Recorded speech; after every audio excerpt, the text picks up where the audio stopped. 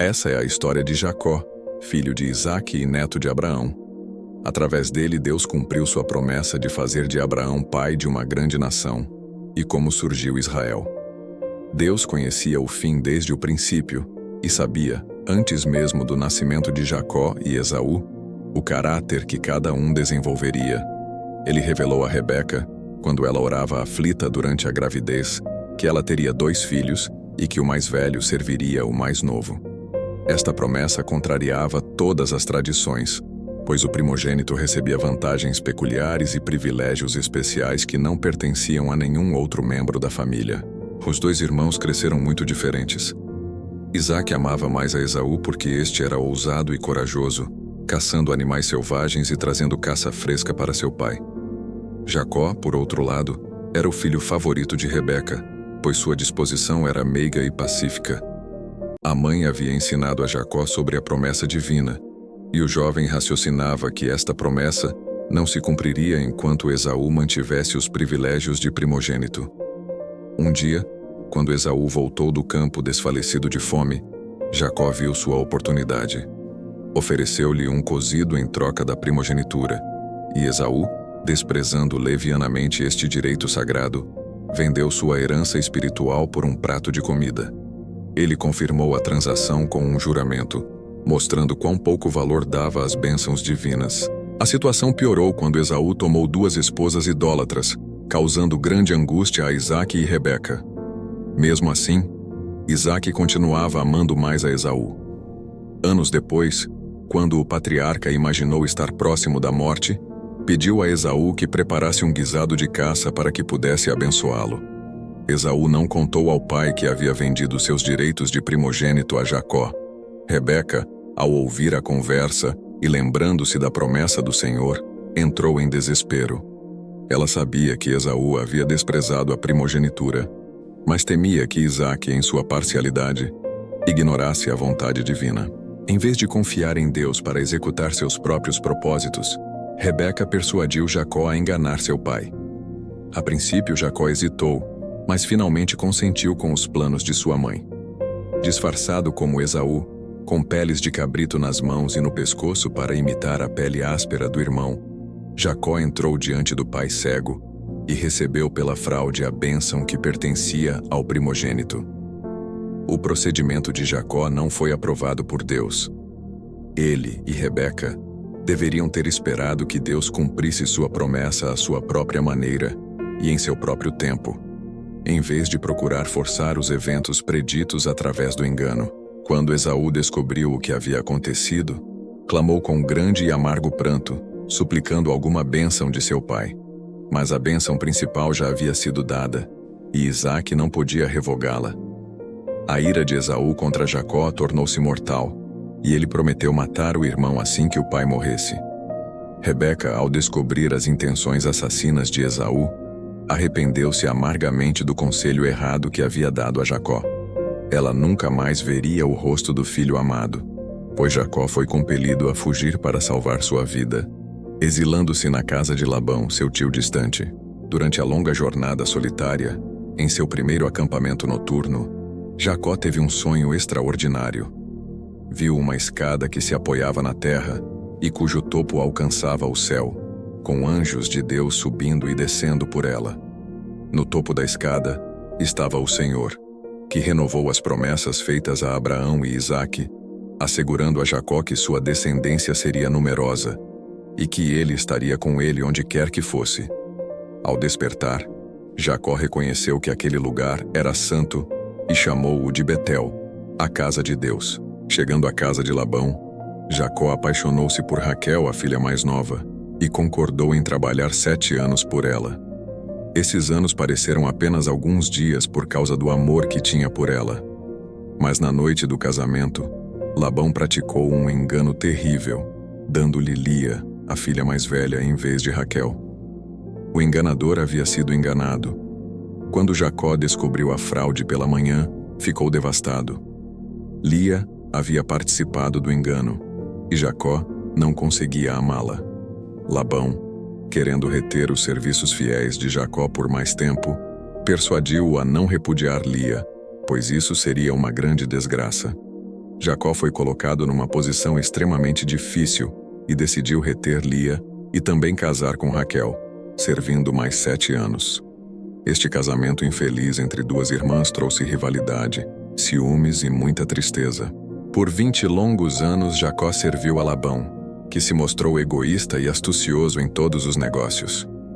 Labão mudou o salário de Jacó 10 vezes, sempre buscando apenas sua própria vantagem.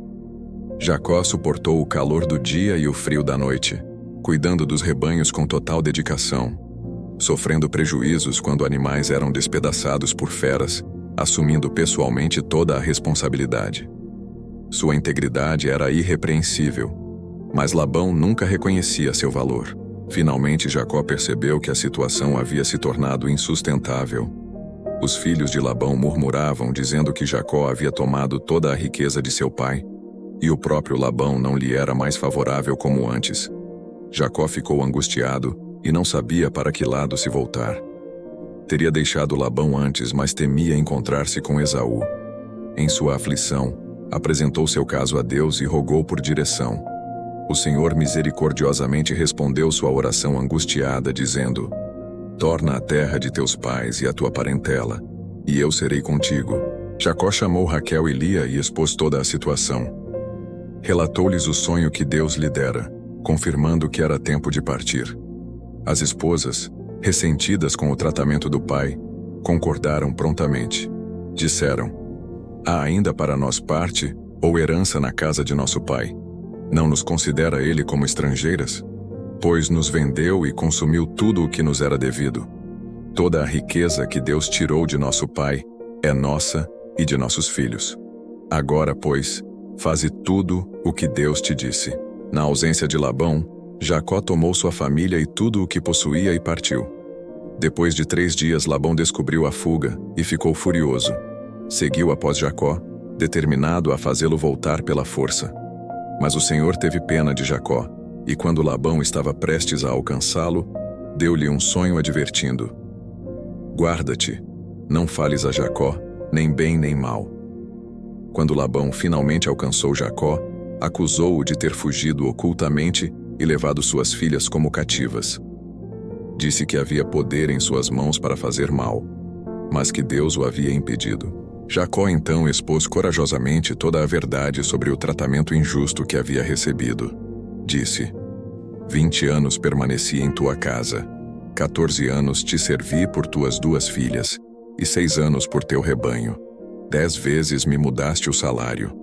Se não fora o Deus de meu pai, o Deus de Abraão e o temor de Isaque, por certo me despedirias agora de mãos vazias. Deus atendeu ao meu sofrimento e ao trabalho das minhas mãos, e te repreendeu. Labão, reconhecendo que não poderia prevalecer, propôs fazer uma aliança. Levantaram pedras como testemunho entre eles, e Labão disse: vigie o Senhor entre mim e ti, quando estivermos separados um do outro. Jacó fez um solene juramento diante do Senhor, de que não tomaria outras esposas além de Lia e Raquel.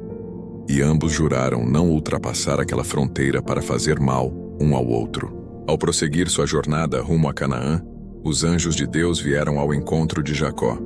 Quando ele os viu, exclamou: este é o acampamento de Deus. Encorajado por esta visão celestial, Jacó enviou mensageiros humildes e conciliadores a seu irmão Esaú. Mas os mensageiros voltaram com notícias aterrorizantes: fomos a teu irmão Esaú, e ele vem ao teu encontro com 400 homens. Jacó foi tomado de pavor. Dividiu seu povo, rebanhos e camelos em 2 grupos, pensando que se Esaú atacasse um grupo, o outro poderia escapar. Então Jacó orou com profunda humildade: ó Senhor, que me disseste: torna a tua terra e te farei bem. Sou indigno de todas as misericórdias e de toda a fidelidade que tens usado para com teu servo. Com apenas meu cajado atravessei este Jordão, e agora sou 2 bandos. Livra-me das mãos de meu irmão Esaú, porque eu o temo, para que não venha ele matar-me e as mães com os filhos. Mesmo em sua angústia, Jacó apegou-se às promessas de Deus.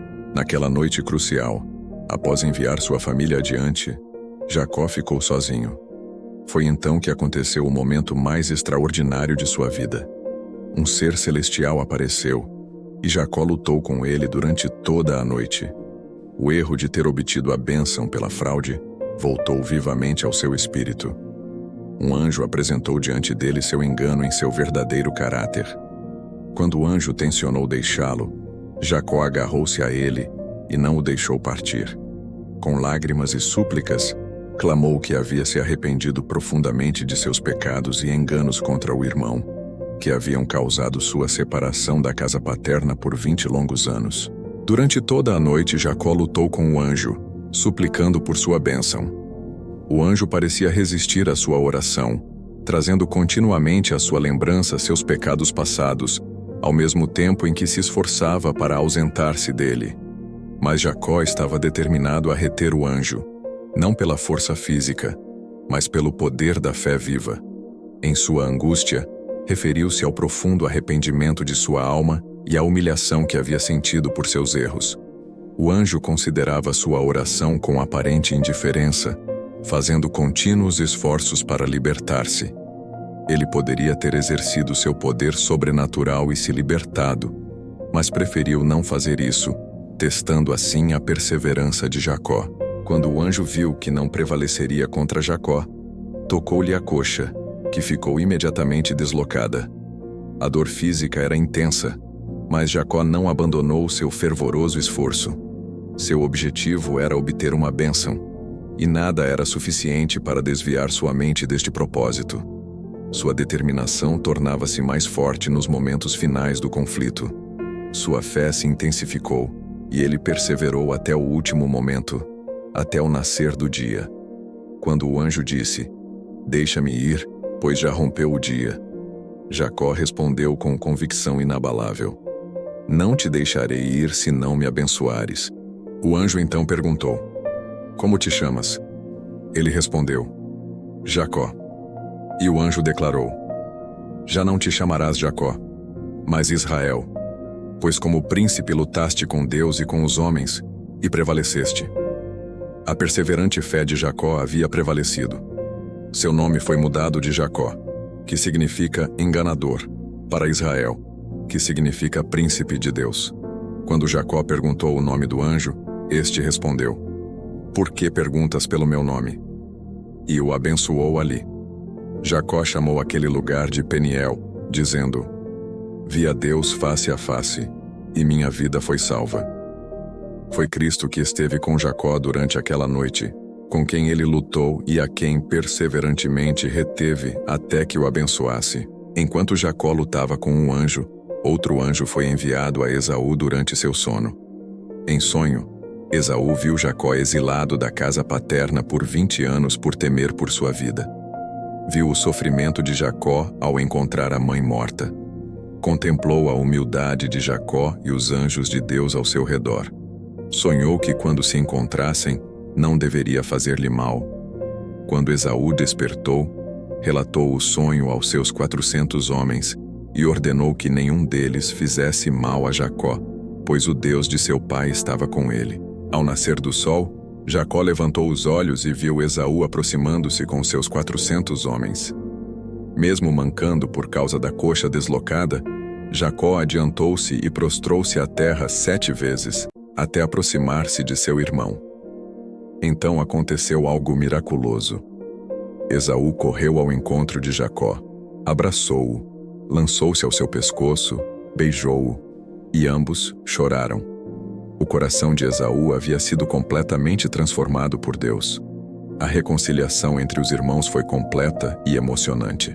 Jacó insistiu que Esaú aceitasse os presentes que havia preparado como oferta de paz. Esaú relutava, mas Jacó insistiu. "Peço-te, pois, recebe o meu presente que eu te trouxe, porque Deus tem sido generoso para comigo, e tenho fartura." Esaú finalmente aceitou, e os irmãos que haviam sido separados pela fraude, amargura e ódio, agora estavam reunidos pelo poder transformador da oração e da misericórdia divina. A luta de Jacó com o anjo e sua perseverança inabalável em oração demonstraram o poder da fé verdadeira que se agarra às promessas de Deus até que a bênção seja alcançada, e como Deus pode transformar corações e restaurar relacionamentos que pareciam impossíveis de serem reconciliados.